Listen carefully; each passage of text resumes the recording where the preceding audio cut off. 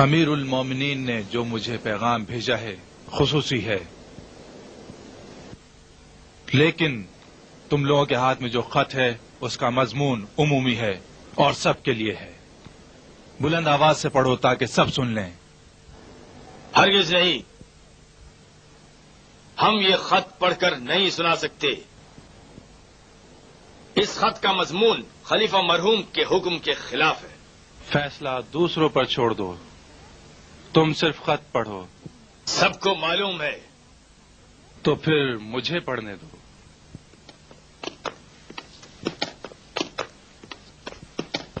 بس کرو، ہم نے تو خلیفہ کی حرمت کو مد نظر رکھا ہے اور اس بات کو فاش ہونے سے روک دیا ہے جو ان کی وصیت کے خلاف ہے۔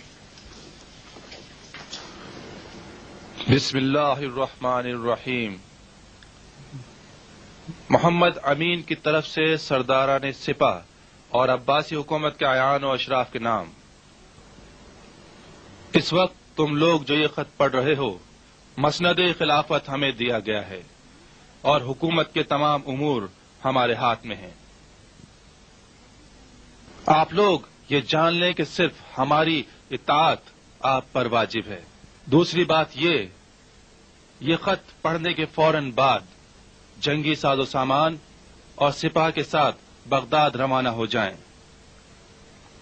اس حکم کے نفاذ کے لیے کسی کی بھی اجازت لینے کی ضرورت نہیں ہے اور اس میں تاخیر ایک قابل سزا جرم ہے۔ امیر المومنین محمد امین۔ سن لو، آپ نے خط کا مضمون سن لیا اور اب خلیفہ مرحوم کے فرامین اور ان کی وصیتوں کو بھی سن لیجئے۔ ہمارے آقا ہارون رشید زندگی کے آخری لمحوں میں مجھے تم پر تعجب ہے ابو یونس، تم زندہ کو مردوں پر قربان کر رہے ہو۔ سابق خلیفہ کی اطاعت اس وقت تک واجب تھی جب تک وہ زندہ تھے، چونکہ وہ فوت ہو چکے ہیں، علم و اختیار ان سے ختم ہو گیا ہے اور اب ان پر کوئی حجت نہیں ہے۔ لیکن امیر المومنین محمد امین زندہ سلامت ہیں۔ محمد امین صاحب علم و اختیار ہیں، حجت ان کے ساتھ ہے، اس لیے ان کے فرمان کی خلاف ورزی نہیں کی جا سکتی۔ بات خلاف ورزی کی نہیں ہے۔ کیا کہہ رہے ہو فضل؟ مغالطہ کر رہے ہو جنرل۔ کیا سابق خلیفہ نے اپنی زندگی میں اس آدمی کو قتل کرنے کا حکم نہیں دیا تھا؟ پھر تم نے کس وجہ سے اس کے حکم کی خلاف ورزی کی؟ ظاہر ہے جو کچھ تم کہہ رہے ہو تمہیں اس پر اعتقاد نہیں ہے۔ میں نے کہہ دیا، حجت زندہ خلیفہ کے ساتھ ہی ہے۔ تمہارا کیا مطلب ہے فضل؟ واضح کرو۔ میرا مطلب واضح ہے، خواہ مخواہ آپس میں مت لڑو۔ جس طرح امیر المومنین نے حکم دیا ہے سب بغداد چلتے ہیں اور جو کچھ کہنا ہے وہ ان کے سامنے کہہ دیتے ہیں تاکہ وہ اپنے والد کی وصیتوں کے بارے میں رائے دیں۔ کیا یہ بہتر نہیں ہے؟ نہیں، چلتے ہیں لیکن بغداد نہیں، خراسان کی جانب چلتے ہیں، عبداللہ مامون کے پاس، تاکہ خلیفہ مرحوم کی وصیت پر بھی عمل کریں اور اس کے حقیقی ولی عہد مامون اور عباسی خاندان کے لیے اپنی بھرپور اطاعت اور اخلاص کو ثابت کریں۔ کون پوری طرح بنی عباس کی نسل سے ہے، امین یا مامون؟ یہ مت بھولو کہ ہمارے نزدیک نسل کا تعلق باپ سے ہے، ماں سے نہیں۔ اب مجھے ایک بات کہنے دو تاکہ تم کو تسلی ہو جائے۔ اگر تم اپنی عقل اور رائے کو مملکت اور حکومت کے امور پر خلیفہ سابق سے زیادہ سمجھتے ہو تو یقیناً تم بکواس کر رہے ہو اور تمہاری نیت مشکوک ہے۔ کیا تمہیں اس سے انکار ہے؟ کیا تم اس بات کے منکر ہو کہ خلیفہ مرحوم جب آخری سانس لے رہے تھے امین کو ولی عہد منتخب کرنے پر اظہار ندامت کر رہے تھے اور ان کا یہ ارادہ تھا کہ یہ منصب مامون کو دیا جائے، لیکن موت نے انہیں مہلت نہیں دی کہ وہ سب کے سامنے یہ بات کہتے؟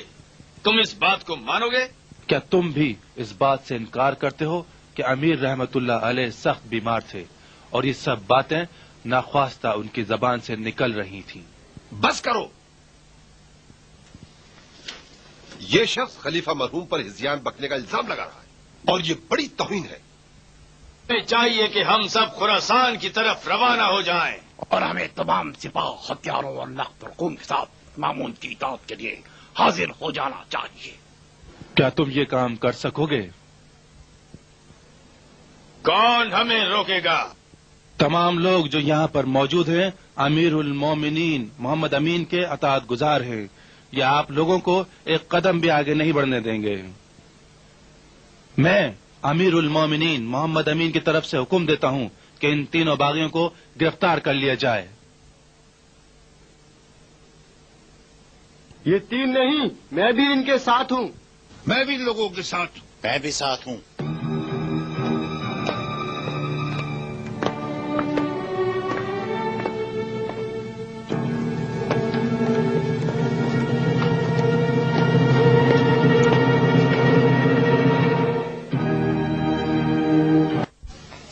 تم نے اپنی تمام چالاکیوں کے باوجود اس دفعہ غلطی کی ہے ابن ربی۔ کیا پھر ہمارا راستہ روکنے اور دھمکی دینے کا ارادہ ہے؟ اب ہمارے پاس 20,000 جنگجو سپاہی ہے۔ اگر اس سے زیادہ فتنہ کرو گے پھر ہمارے درمیان فیصلہ تلوار کے ذریعے ہوگا، اور جو بھی خون بہے گا اس کے ذمہ دار تم ہوگے۔ بہت اچھا، میں نے جو کچھ آپ کو بتانا تھا بتا دیا۔ اب جہاں جانا چاہتے ہو چلے جاؤ، لیکن مجھے معلوم ہے کہ جلد پچھتاؤ گے۔ ہاں، پشیمان وہ ہوگا جو مغلوب ہوگا۔ مغلوب مغلوب۔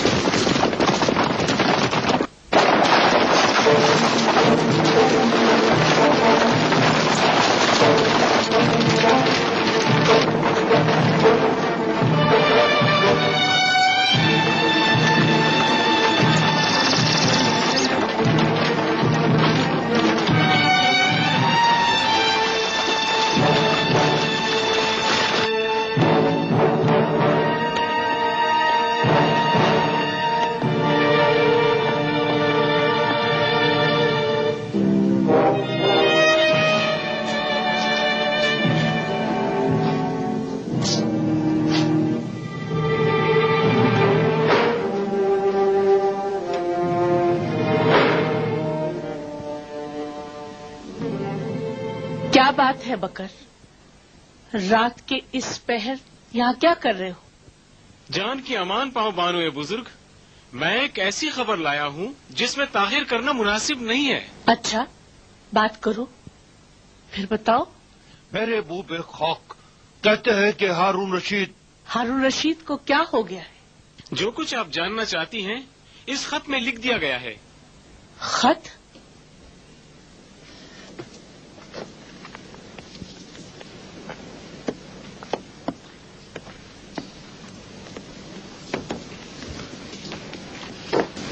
خط فضل ابن روی کی طرف سے امیر المومنین کے نام ہے۔ امیر المومنین؟ امیر المومنین؟ ظاہراً یہ خط ایسی خبر کے بارے میں ہے جس نے تمام اسلامی مملکتوں میں غم و ماتم کی صفیں بچھا دی ہیں۔ میرے سردار اور ولی نعمت ہارون رشید نے رسول اللہ کی زیارت کے لیے رخت سفر باندھ لیا ہے۔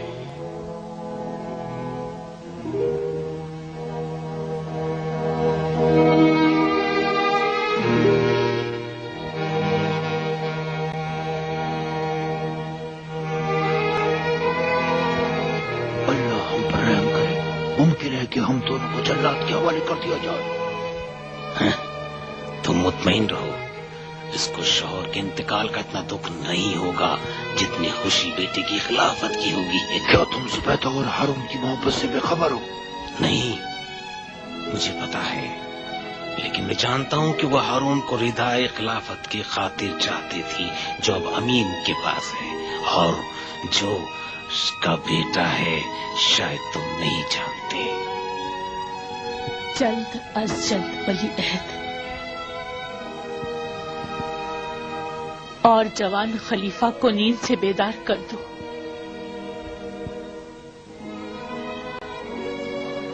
یہ حادثہ کب رونما ہوا؟ 10 دن پہلے بانو، میں توس سے بغداد کی طرف تیزی کے ساتھ روانہ ہوا اور 3 گھوڑے راستے میں تبدیل کیے تاکہ جلد یہ خبر آپ تک پہنچا دوں. کاش تمہیں صرف سنا ہوتا اور میں ہرگز تمہاری صورت نہ دیکھتی. امیر کو کہاں دفن کیا گیا؟ توس میں. جس وقت میں وہاں پہنچا ابن قرطبہ ان کی تیمارداری میں مصروف تھا. امیر کے چہرے پر رنج و تکلیف کے آثار نمایاں تھے. بالآخر 10 دن کے بعد انہوں نے دائی اجل کو لبیک کہا. رک جا، مجھے بچا، مجھے بچا، رک جا، مجھے معاف کر دو، مجھے معاف کر دو، رک جا، رک جا. کیا میں نے نہیں کہا تھا کہ کوئی مجھے نیند سے نہیں جگانا؟ بول.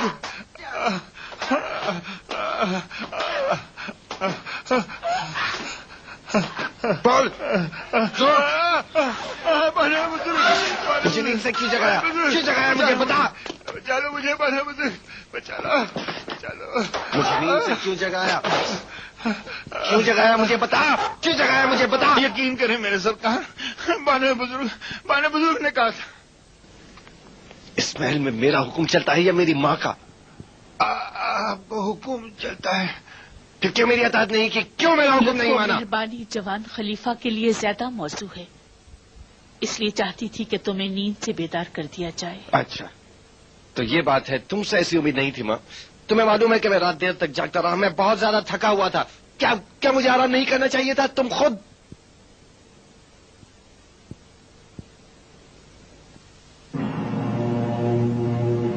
کیا بات ہے، چپ کیوں ہو؟ تعجب نہ کرو، جس بات کے تم منتظر تھے وہ تمہیں مل گئی ہے. اب تم ہی امیر المومنین اور تمام جہان اسلام کے خلیفہ ہو، اور اب یہ ذمہ داری تمہارے کندھوں پر آ گئی ہے.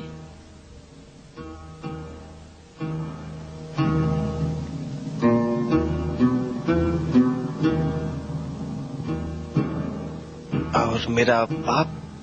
دل کو سنبھال لو میرے بیٹے، وہ جوار حق میں آرام کر رہے ہیں. کون یہ خبر لایا ہے؟ تمہارا قاسم بکر ابن معتمد.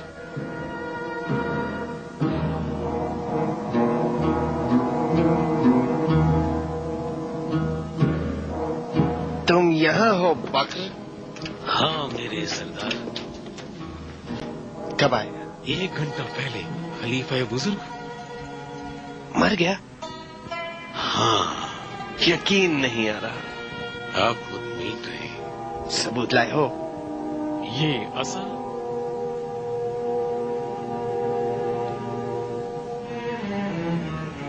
یہ مہر خلافت،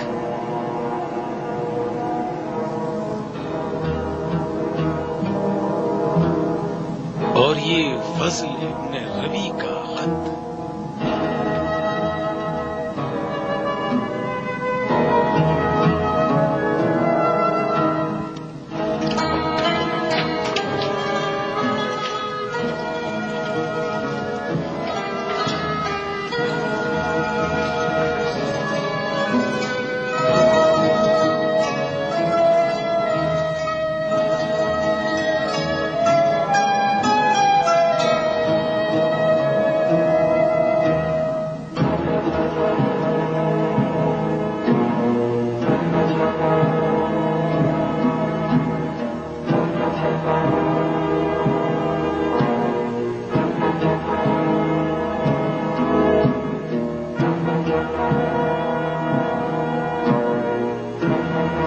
کثیر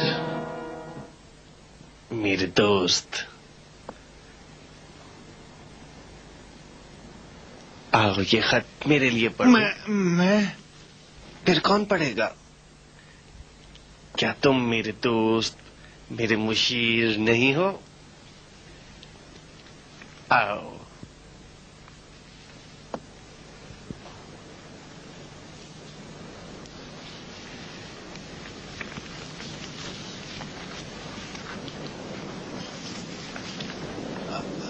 بسم اللہ الرحمن الرحیم. بارگاہ خلافت فضل ابن روی. صبر کرو. آ گیا.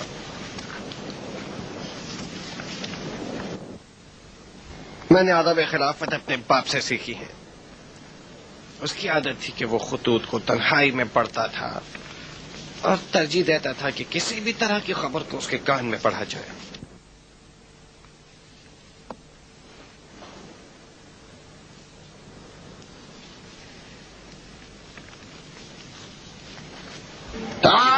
نمک حراموں اور غدار لوگوں، سمجھیا ماں، سمجھ لیا؟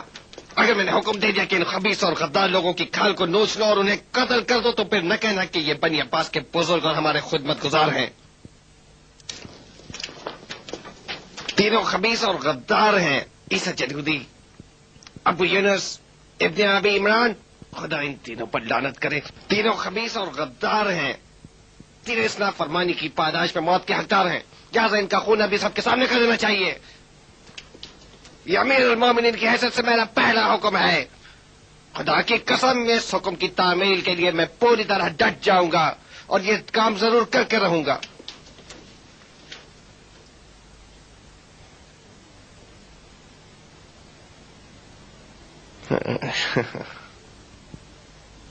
میرے دوست، اگرچہ آج رات تم نے میری نیند حرام کر دی، لیکن یہ بیداری 1000 سال کی نیند سے بہتر ہے. میری یہ بیداری تمہارا احسان ہے میرے دوست. میں آج سے تمہیں خلافت کے امور میں اپنا امین اور مشاور کرا دیتا ہوں، اور اب میں ہر صبح کا آغاز تمہارا چہرہ دیکھ کر کروں گا تاکہ خوشی کی اس رات کو یاد رکھ سکوں.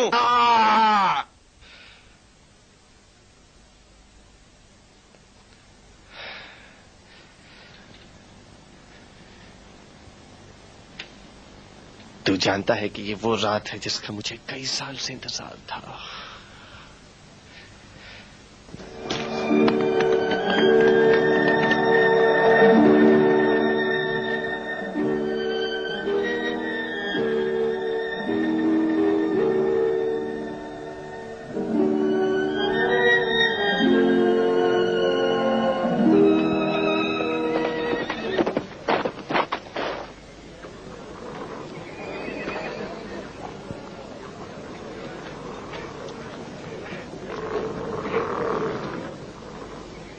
بہتر ہے کہ ہم خیمے کے اندر چلیں.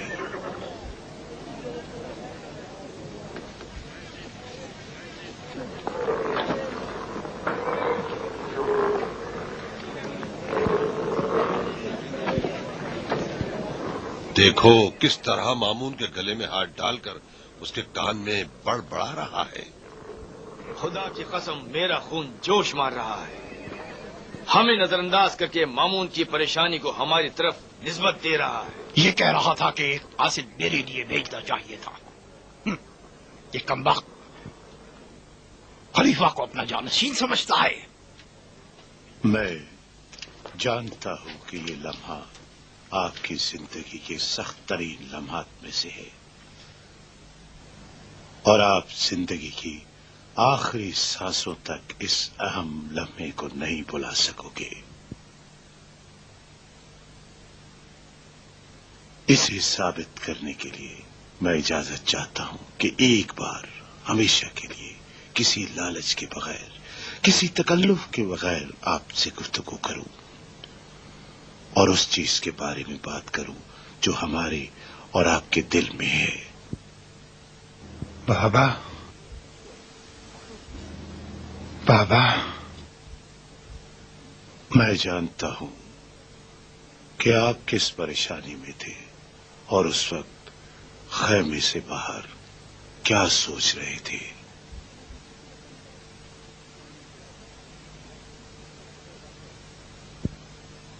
کیا کہا؟ یہ کیسا سوال ہے؟ مجھے باپ کی موت کا غم ہے. ٹھیک ہے، ایسا ہی ہونا چاہیے، لیکن جہاں تک مجھے یاد ہے یا برمکی کی موت کی خبر نے بھی آپ کو اس قدر پریشان نہیں کیا؟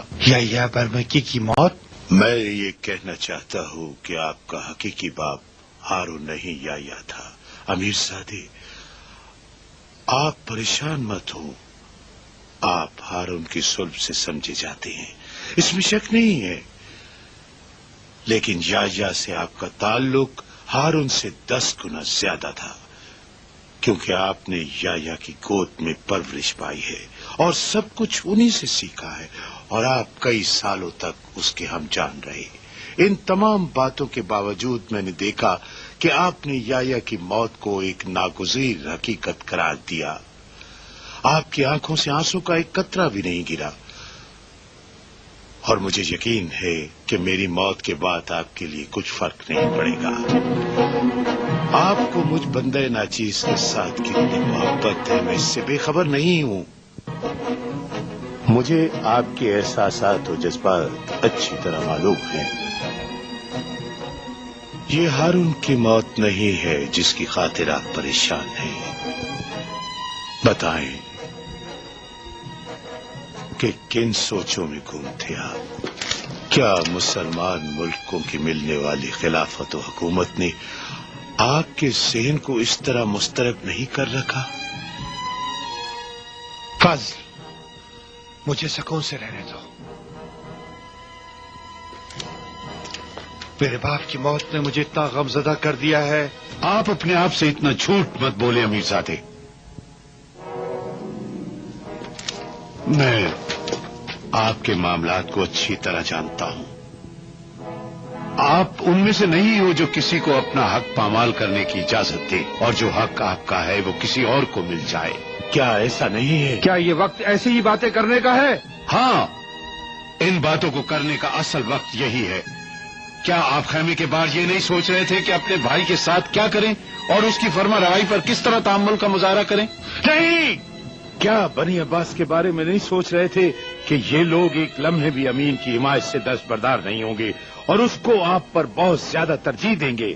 نہیں، کیا آپ بانو بزرگ امین کی ماں زبیدہ جو اپنی تمام شان و شوکت و جاہ و جلال کے ساتھ آپ کی فکروں میں مجسم نہ تھی، نہیں سوچ رہے تھے؟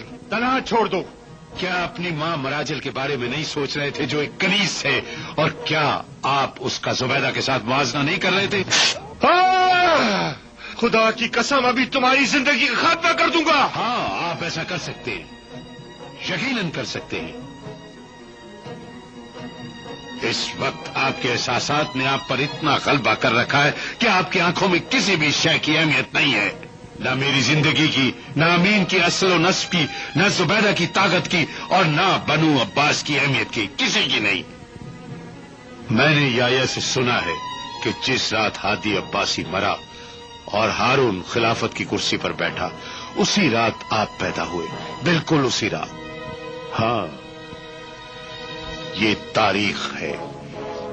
ایک خلیفہ مر جاتا ہے، ایک خلافت کی کرسی پر بیٹھ جاتا ہے، اور ایک خلیفہ جنم لیتا ہے۔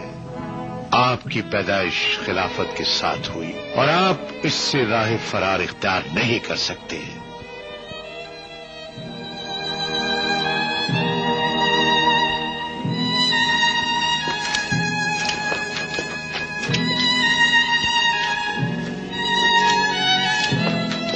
آپ ایسی چیز کو چاہتے ہو جو آپ کے نصیب میں ہے،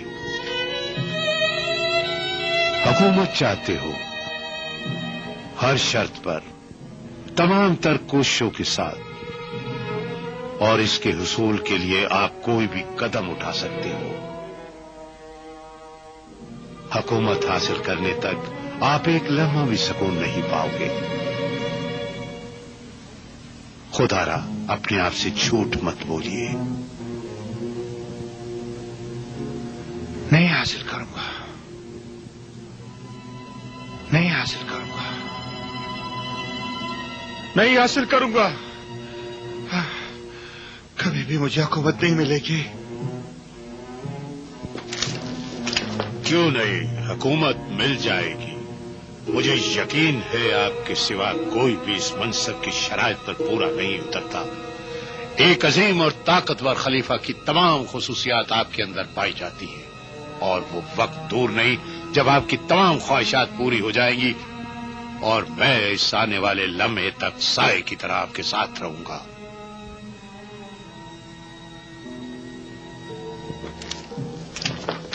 خدا کی قسم آج عید کا دن ہے، یہ وہی دن ہے جس کا مسلمانوں کو کئی سالوں سے انتظار تھا۔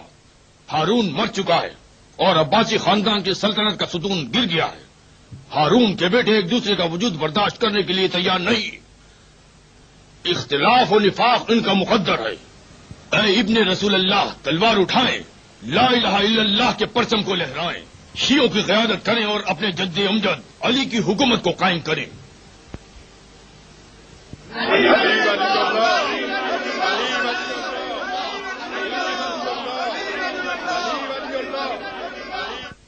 ہے اسحاق کے بیٹے صحیح کہہ رہے ہیں، نفاق کی تلوار نے ہارون کے ظلم کے شتر کی ٹانگیں کاٹ ڈالی ہیں۔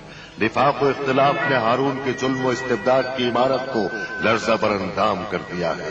ہارون کی طاقت کے وارث اب ایک دوسرے کے زوال کی چارہ جوئی میں مصروف ہیں، اس لیے شیعوں کا قیام اس لالچی گروہ کو متحد کر دے گا۔ آپ صحیح کہہ رہے ہیں، آپ شیعوں کے دلوں پر حکومت کرتے ہیں۔ آپ کے فداکار سراپا ایمان و اخلاص شمشیر بکف ہیں، البتہ شیطانی لشکر انعام و دولت کے لالچ میں جنگ کر رہا ہے، اور اس جنگ کا نتیجہ پہلے سے واضح ہے۔ خدا کی قسم یہ حق بات کہہ رہا ہے۔ صحیح کہہ رہا ہے، صحیح کہہ رہا ہے۔ ہاں، میں آپ لوگوں کے دلوں کی آواز سن رہا ہوں، میں دیکھ رہا ہوں کہ آج ایمان و اخلاص سے سرشار ہو، لیکن کیا کل یہ ایمان و اخلاص باقی رہے گا؟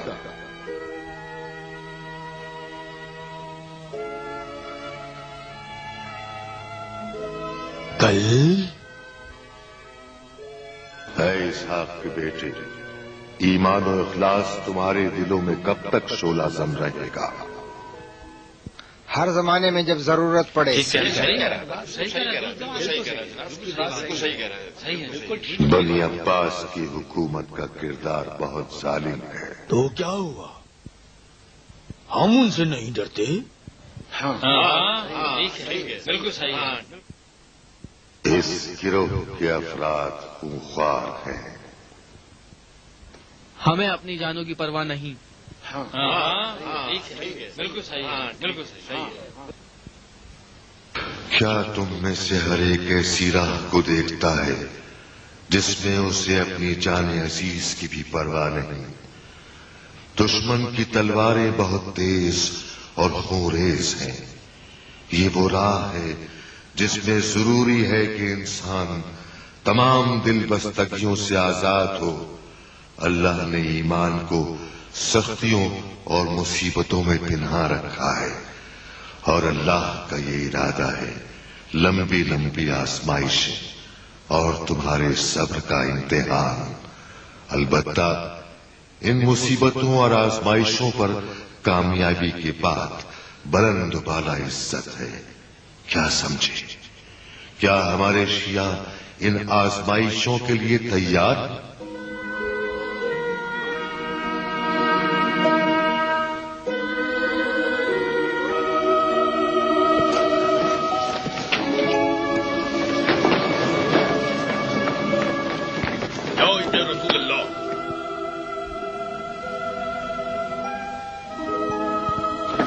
حسین ابن علی کے زمانے میں لوگ آزمائشوں سے گزر کر نمایاں نہ ہوئے تھے، لیکن پھر بھی یہ مسئلہ ان کا قیام سے چشم پوشی کا سبب نہ بنا۔ ہے جعفر ابن اسحاق، تمہیں کیا ہو گیا ہے؟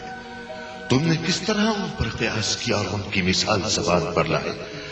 اللہ تمہارے چہروں کو حسین ابن علی اور ان کے ساتھیوں کے ذکر سے روشن رکھے، لیکن کہاں ہے حبیب ابن مظاہر؟ کہاں ہے خون حبیب؟ تم میں سے کس کی رگوں میں گردش کر رہا ہے؟ زہیر کہاں ہے؟ آخر کیوں مسلم ابن اوسیجا کی کرم ریت پر تڑپتی ہوئی لاش تمہاری نگاہوں میں نہیں آئی؟ اے اسحاق کے بیٹے، وہ اسلام کے منفرد ثبوت ہیں، منفرد ہی رہیں گے۔ اگر ہم جنگ کریں تو کیا آگ و خون میں وضوء شہادت کر سکتے ہو؟